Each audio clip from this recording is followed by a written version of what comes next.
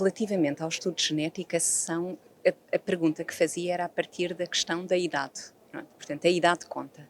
E, de facto, a idade conta no que diz respeito a estudo genético, porque mostra-se claramente que mulheres que têm alterações genéticas que conferem elevado risco de câncer da mama vão apresentar esse risco, ou seja, vão ter os cânceres da mama em idades mais jovens do que a população em geral.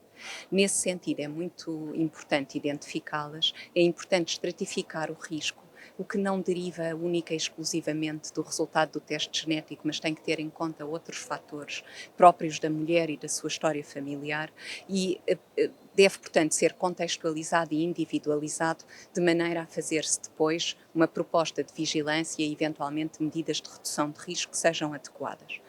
A mulheres jovens é preciso também introduzir a questão da fertilidade. São alterações, nomeadamente as que ocorrem nos genes BRCA1 e BRCA2, em que cedo se vai colocar a questão da oophorectomia ou da salpingo-oophorectomia profilática e, portanto, há que discutir o timing para uma gravidez, eventuais medidas de congelamento, recolha de óvulos para poder permitir isso posteriormente, medidas de evitar a transmissão da situação à descendência utilizando o diagnóstico genético pré-implantação e que são próprias de uma idade jovem.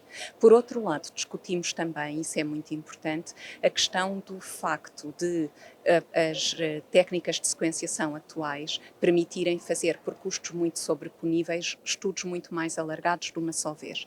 Isso significa que, em vez de se estudarem os dois genes para os quais nós temos medidas acionáveis claras, já bem documentadas em muitos protocolos ao longo de vários anos, que são o BRCA1 e o BRCA2, aparecem-nos resultados para uma série de outros genes. Alguns, na verdade, nem associados a aumento de risco de câncer da mama e outros associados a aumentos moderados desse risco.